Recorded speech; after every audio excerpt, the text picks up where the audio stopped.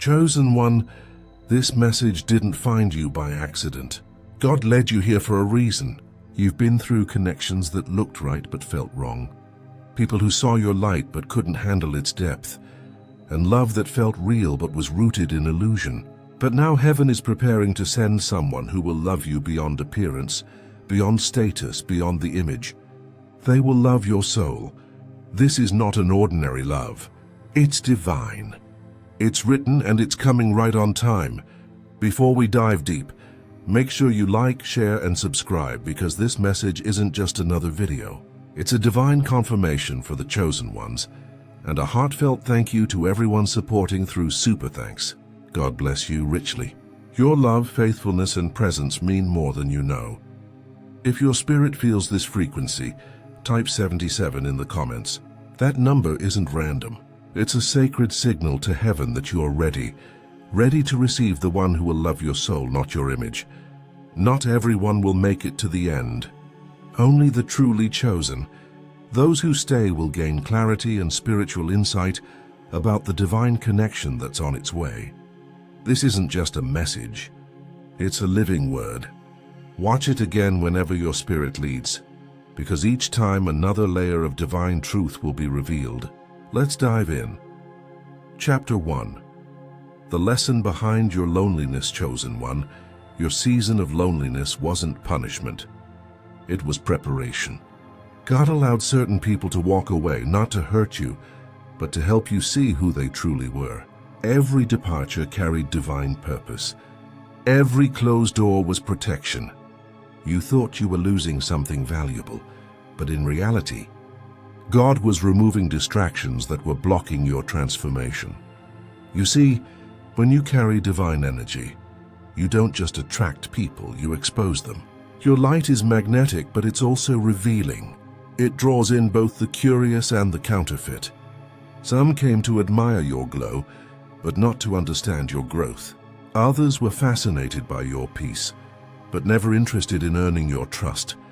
And that's why you had to walk through seasons where it felt like no one truly saw you, because God was revealing that not everyone who notices you is meant to know you. Loneliness became your teacher. It stripped you of illusions and shallow attachments. It forced you to sit with yourself, to confront what you had been avoiding, to heal what you had been hiding, and to understand your own soul. God needed to show you that love built on image fades, but love built on spirit lasts. Every fake connection was a classroom. Every rejection was a divine redirection. Every heartbreak was an upgrade in disguise. You didn't lose people, you lost masks. You didn't fall apart. You fell into awareness. You started to realize that not everyone who said, "I love you," loved your soul.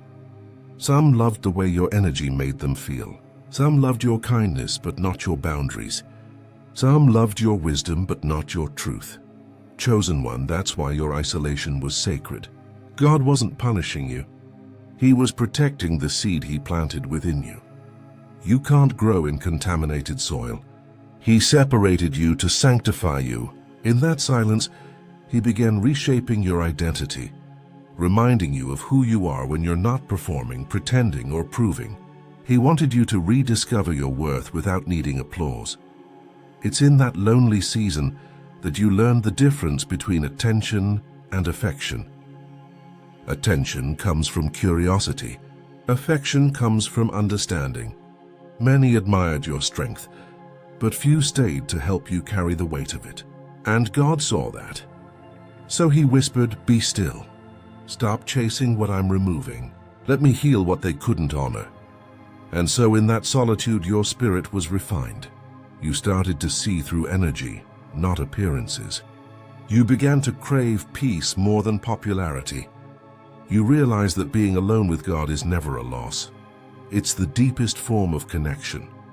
That stillness wasn't emptiness, it was alignment. You learned to love your own company. You learned to enjoy the sound of silence. You learned to pray, cry, and heal without witnesses. And in that stillness, heaven began preparing your heart for something higher, a love that won't demand you to dim your light, a love that recognizes your soul before your smile. So don't despise your lonely season, chosen one. It was divine isolation for divine revelation. It was where your discernment sharpened, your faith deepened, and your heart learned patience. You were not being buried, you were being planted. Chapter 2. The soul that matches your frequency, chosen one, there is someone out there who's being refined in the same fire that shaped you. While you were healing, they were healing too. While you were learning how to stand again, they were learning how to surrender. While you were questioning if love like this even exists, they were praying for someone just like you. This person has walked through their own valley of pain. They've experienced heartbreak, betrayal, and seasons of silence just like you. They've been surrounded by people who admired their image, but never saw their heart. They've been misunderstood for their depth, called too much for simply being real, and overlooked because their soul spoke a language that only the chosen could understand. And yet, despite all that, they kept their heart pure. They didn't give up on love. They just stopped chasing temporary versions of it. They surrendered to God's timing, trusting that divine love can't be rushed. It must be revealed. Chosen one, this person isn't coming to complete you because you are already whole. They're coming to align with you. This connection will not be built on flesh, but on faith. It won't come through lust, but through purpose. The bond will feel sacred, like something ancient, as if your souls made a promise long before this lifetime to find each other again. When two healed souls meet, there's no chaos, no competition, no confusion. There's peace. There's flow. It feels like the energy around you both slows down, as if heaven itself is smiling. You won't have to chase them, convince them, or prove your worth. You won't have to lower your vibration to meet theirs, because they've already been rising to meet you. This love will honor your silence, respect your solitude, and protect your sensitivity. They'll love the real you, the unfiltered, unpolished, unmasked version. They'll see the beauty in your battles and the power in your patience. They'll love your mind, your faith, your quiet strength, and even the scars you once tried to hide. The love God is preparing won't feel like an adrenaline rush. It will feel like recognition. Your soul will whisper, "Finally." Not because you were waiting in desperation, but because something deep within you always knew this connection was part of your divine design. It's not just chemistry. It's confirmation, and chosen one, understand this. The reason it took so long is because God wasn't just preparing them for you, He was preparing you for them. You both had to go through seasons of breaking, humbling, and rebuilding, so that when you finally meet, you'd be ready to build together. This person is not coming to distract you from your mission. They're coming to join you in it. You'll dream together, pray together, and move in purpose together. They will love your anointing, not be intimidated by it. They'll celebrate your calling, not compete with it. This is not the kind of love that burns fast and fades. It's the kind that deepens over time. Sacred, slow, steady, and sure. It's not built on words, but on presence. Not on promises, but on consistency. Chosen one, your soul will recognize this person before your mind can explain it. The peace will confirm what your heart already knows. Chapter 3. Why the world fell for your image. You've probably noticed, chosen one. People are drawn to you easily. Your presence lights up a room without you even trying. They're intrigued by your confidence, your calm, and the quiet mystery around you. Some are magnetized by your glow, but very few take the time to truly see you, because what most don't understand is that your light didn't come from ease. It was born from endurance. People are drawn to your image because it radiates something rare, strength mixed with grace. But what they don't realize is that your glow was shaped through pain. Behind your smile are nights of silent tears. Behind your peace are battles that could have broken you.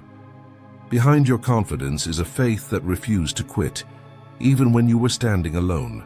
Your energy is different because it's purified. It carries both softness and fire, humility and authority. That's why people are attracted to you without understanding why. They're drawn to your frequency, but can't comprehend its source. Your spirit reveals motives, and that's why so many connections start strong and end suddenly. Some came to receive, not to reciprocate. Some came to take, not to build. Your light uncovers what's hidden, and that makes pretenders uncomfortable. Chosen one, here's the truth. You were never meant to be loved by everyone. The image people fell for was never the full picture. It was the reflection of what they wished they were. Your energy reminded them of the greatness they abandoned, the purity they lost, the purpose they ignored. And when people aren't ready to rise, they often reject what reminds them they've settled. You carry something divine, something beyond logic or appearance. It's not your face, your style, or your words that captivate people. It's your essence. You radiate authenticity in a world obsessed with illusion. You don't chase attention. Attention finds you, because truth always stands out in a sea of imitation. And that's why not everyone who admires you can handle you. Your presence awakens what's dormant in others. To some, it's inspiring. To others, it's intimidating. You don't just walk in a room, your energy shifts it. You don't just speak, your voice carries vibration. You don't just smile, your light challenges darkness. But the one who's meant for you will see past the glow. They'll see the fire inside the flame. They won't be blinded by your image, because they'll be connected to your soul. When they look at you, they'll see the journey behind your joy. They'll see the pain you turned into purpose, the humility behind your power, and the purity behind your resilience. They'll recognize that your light isn't luck, it's legacy. This world fell in love with your image, because that's all they could reach. But the one God is sending will love your soul, because that's what they were created to understand. They'll look beyond your outer beauty and see your inner brilliance, the wisdom, patience, and faith that built you from the ground up. So don't let their surface-level admiration make you question your depth. You were never made for shallow waters. You were designed to shine in truth, not perform for applause. The ones who only saw your glow were never meant to hold your heart. Chapter 4. God is testing your heart before the union chosen one. Before God sends this divine soul connection, He tests your heart. He doesn't do this to delay your blessing, but to develop your capacity to hold it. Love on this level requires spiritual maturity, not just emotion, not just attraction, but divine understanding.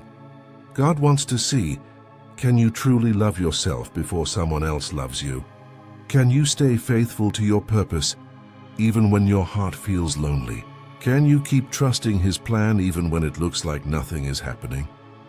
Because this connection will not come through desperation, it will come through destiny.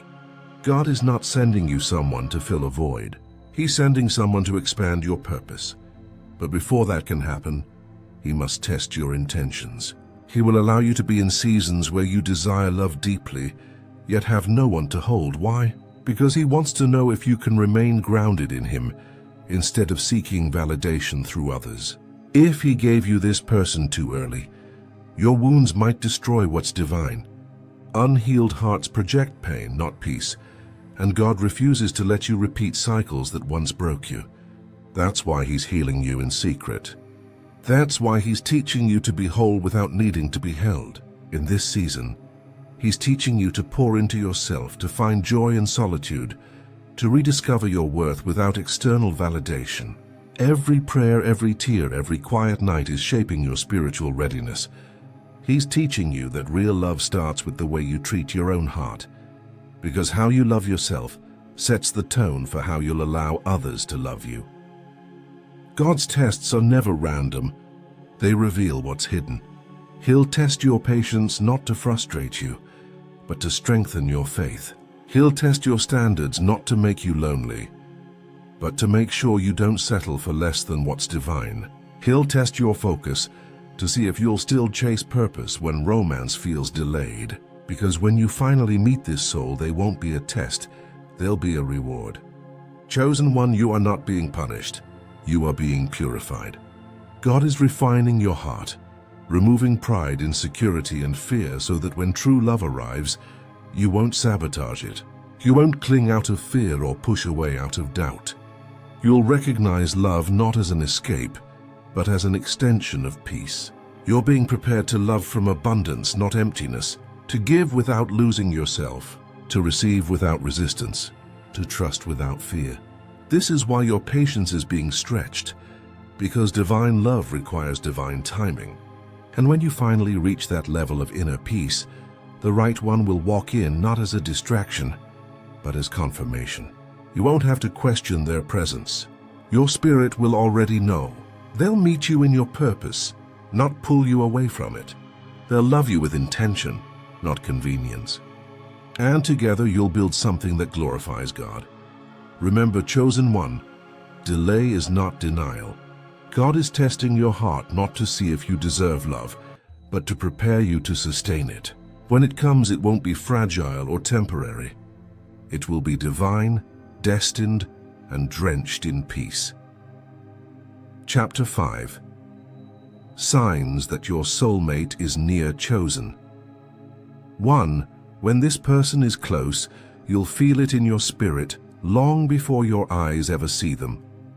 Your energy will start to shift without warning. The same things that used to drain you will no longer have power over you. Your heart will begin to feel calm, not restless. You'll sense that something sacred is drawing closer, not through anxiety, but through alignment. This peace you feel isn't emptiness. It's readiness. You'll notice that you're no longer yearning out of loneliness. You're preparing out of wholeness. You'll start to release old attachments without struggle. The people, memories, and patterns that once held you emotionally will quietly fade. You won't even have to force it. It will happen naturally because your soul is making space for what's meant to enter. You'll stop chasing and start attracting. You'll become magnetic to what matches your healed energy. Suddenly opportunities flow easier. Your spirit feels lighter, and your discernment becomes sharper. You'll no longer crave temporary connections or surface-level attention, because deep down, you'll know something divine is on its way. During this time, you'll also notice divine synchronicities. God will start whispering through signs, repeating numbers like 1111 or 777, unexpected messages about love and union, or dreams that feel too vivid to ignore. You might even feel déjà vu, as if your soul is remembering something your mind can't explain. Every sign isn't random. It's heaven's way of preparing your spirit for what's approaching. You'll also begin to feel an unfamiliar peace in your solitude. You won't feel lonely anymore. You'll feel complete. You'll wake up feeling grateful instead of empty. You'll notice you can smile without a reason, and your faith in divine timing will grow stronger. That's how you know you're entering alignment. When your joy no longer depends on what or who is around you, in your quiet time your heart will whisper, "It's almost time." You won't have to force your way into relationships or situations anymore. The things that are meant for you will start finding you with ease. Even your past will start making sense. Every rejection, heartbreak, and delay will suddenly feel like divine redirection toward this moment. God will also begin to test your discernment. He may allow distractions to appear, people who look right but don't feel right, just to make sure you've learned to listen to your intuition, not your impulses. Pay attention to the peace. The one he's sending won't confuse you or drain you.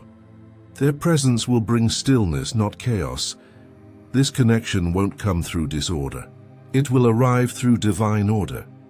It won't rush you or demand your attention. It will deserve it. It will feel mutual, balanced, and spirit-led. You won't have to question if it's real because your soul will recognize it immediately. When your soulmate is near, everything in you will soften.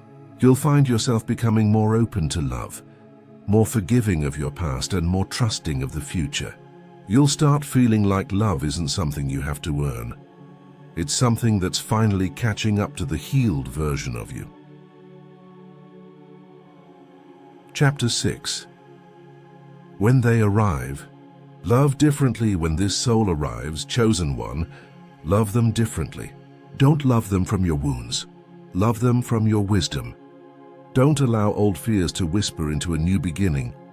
This connection is not another test. It's the reward for passing the last one. The person God is sending isn't coming to repeat the cycle. They're coming to break it with you. This time, love won't look like pain disguised as passion. It will look like peace. It won't be based on constant proving, fixing, or chasing. It will be based on mutual respect, spiritual growth, and purpose. You'll finally understand that love was never meant to complete you. It was meant to complement the version of you that God built through your seasons of isolation and healing. So, when this person comes, meet them with an open heart, but also with discernment. Don't let insecurity sabotage something sacred. Don't test them with the ghosts of your past. Let your love be rooted in truth, not trauma. This time you'll know how to pause before reacting, how to pray before speaking, and how to listen without assuming. You'll finally realize that maturity is the highest form of love. Communicate openly, not out of fear of losing them, but out of the desire to understand them. Pray together, not just when things go wrong, but when everything is right. Make God the foundation, not the backup plan. Heal together, not by trying to fix each other, but by allowing love to be a mirror that reveals what still needs grace. Build something eternal. Build trust through consistency, peace through patience, and safety through honesty. Don't rush the process. Let it unfold in God's timing. Remember, divine love is never forced. It flows. It grows slowly, quietly, and deeply, like roots that strengthen beneath the surface before the tree blossoms. True love isn't found in perfection. It's found in spiritual connection. You'll both see each other's flaws and still choose to stay. You'll hold space for one another's growth. You'll forgive quicker, communicate softer, and encourage each other to rise higher. Because when love is from God, it's not about possession, it's about partnership. Protect this love with prayer. Don't let the noise of the world distract you from the divine assignment attached to your union. Cover it with grace when human moments appear. Learn to fight with each other, not against each other. Let your relationship be a place of peace, not performance. Chosen one, this love will not drain you, it will develop you. It won't take you off your purpose, it will amplify it. It won't bring confusion, it will bring clarity. It will feel like a continuation of your spiritual evolution.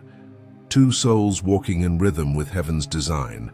And when challenges come, because they will, remember this: you're not fighting each other. You're fighting for what God joined together. Let love be your ministry.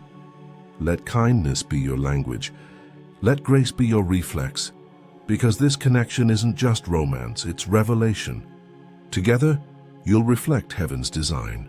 Two souls, one purpose, walking as living proof that love still exists when it's built on faith, patience, and divine alignment. This will be the kind of love that doesn't just change your life, it changes your legacy. Chapter 7. The promise of a soul-based love. Chosen one, the one who will love your soul, not your image, is closer than you think. God has been shaping them while shaping you. The delays weren't denials, they were divine preparation. Every heartbreak, every disappointment, every season of loneliness was never wasted. It was all part of the molding, the refining, and the alignment. You see, God couldn't send this person when you were still bleeding from old wounds. He had to make sure your love would come from wholeness, not from hunger. He had to teach you the difference between connection and attachment, between being wanted and being valued. Every lesson you've learned about love was preparing you to recognize what's real when it finally arrives. This love won't come to test you. It will come to trust you. It will not be born from lust, ego, or convenience. It will be the type of love that sees your scars and still chooses your soul. It will feel like peace after a lifetime of chaos, like a deep breath after years of running. You'll notice that with them, love won't feel like trying, it will feel like truth. When this person enters your life, you won't have to question their intentions. There won't be games, mixed signals, or confusion. You'll feel a calm knowing in your spirit, a peace that says, "This is what I prayed for." You'll see purpose in your connection, confirmation in your conversations, and divine timing in your meeting. It will feel like everything finally makes sense. Chosen one. The reason you've had to walk alone for so long is because God was protecting you from counterfeit love. The kind of love that looked right but felt wrong. The kind that drained you instead of developed you. Every person who left was a lesson. Every delay was direction. God was saving your heart for something sacred. This coming love won't distract you from your purpose. It will strengthen it. You'll pray together, build together, and heal together. You'll speak life into one another, not fear. You'll carry peace in each other's presence, not pressure. It will be the kind of partnership that multiplies everything good within you. It will feel like home, not because it's easy, but because it's ordained. You'll both recognize that your union isn't just romance, it's a divine partnership. It's two souls that went through the fire separately, now coming together, refined, ready, and real. It will glorify God, not the flesh. It will be love with assignment, not just emotion. And together your light will touch lives far beyond your own. So keep healing, keep believing, keep trusting God's timing. Don't rush what's being divinely arranged. The one who will love your soul, not your image, is on their way, and they've been praying for you too. And when they arrive, you'll finally understand why the waiting was necessary. Why every heartbreak had to happen. Why every almost love fell apart. Because this time it won't be about possession. It'll be about purpose. Chosen one, heaven has already written this love into your story. It's not coming to break you. It's coming to bless you.